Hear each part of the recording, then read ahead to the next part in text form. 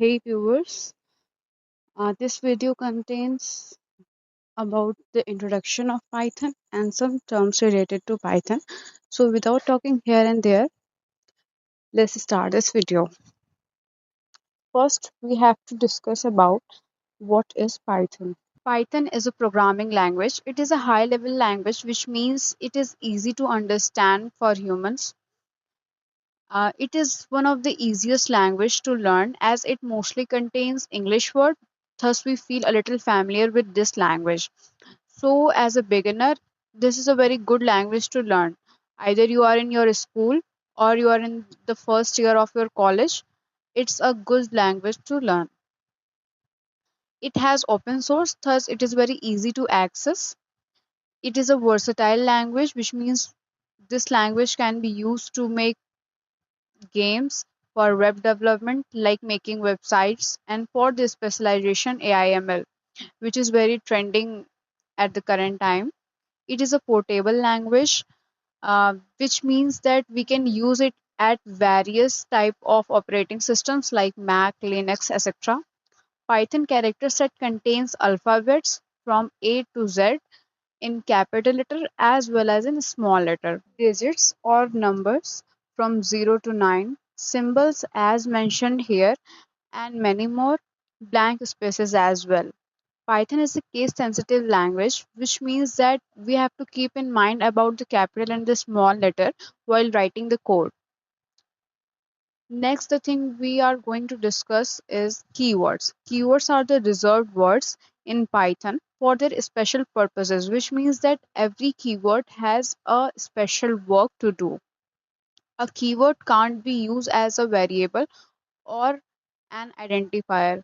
It is very important thing to keep in mind so that we can't make mistakes while creating any variable. There are 33 keywords. I have written the keywords in pairs so that it will be easy for you to learn, or you can learn by your own way. But it is very important to learn this keyword to avoid mistakes while making the variables. So let's check it. And or not, break, continue, pass, def del return, if else, true false none, as assert class lambda, try raise id, global non-local, except finally in with while, import from for in. Next we are going to discuss about identifiers. Identifiers are generally the names which we can use as the name of variable, or we can use it as the name of function, etc. There are some rules for identifiers which we must have to keep in mind. It can be the combination of uppercase or lowercase. It contains letter, digits, or underscore. But it is very important to keep in mind that it can't contain special symbols like mentioned in the fourth point. It only contains the underscore. And an identifier can't start with digit. Identifier can be of any length, but it is very general thing that if we are doing any code, writing any code, then we should write an identifier which is of a short length, simple, so that simply we can use it anywhere in our code. The next thing is the data type. In Python, there are 5 data types. First is integer. Um, I think everyone know what is integer. So any negative number, positive number, and zero as well comes inside the integer data type. It is represented by int. And if we talk about the string, it is represented by str. Anything which we write inside the single quotes, double quotes, and triple quotes, either it is a alphabet, letter, any sentence, any word, or any digit. If you're writing anything inside the single, double, or triple quotes, it will be taken as a string. And in float data type, all the decimal numbers come. And the next data type is none. None is used when we don't have any data to store in any variable. Like as mentioned here, simply we write the variable name, we use the assignment operator and write none, which means that we don't want or we don't have anything to store inside the variable val. So we simply write none. Here is equals to is the assignment operator. This assignment operator helps to store any data in the variable, and val is the variable here. So maybe you can have a question that why we are writing this line if we don't want to store anything.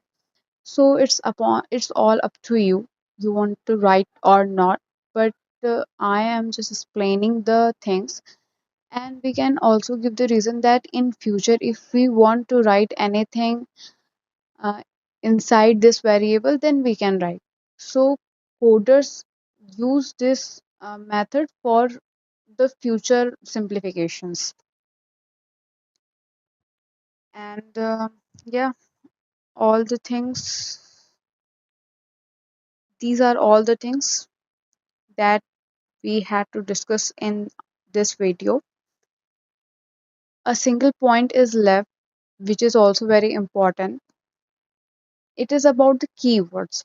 Actually, it is very important to keep in mind that you must use the keywords in the way they are.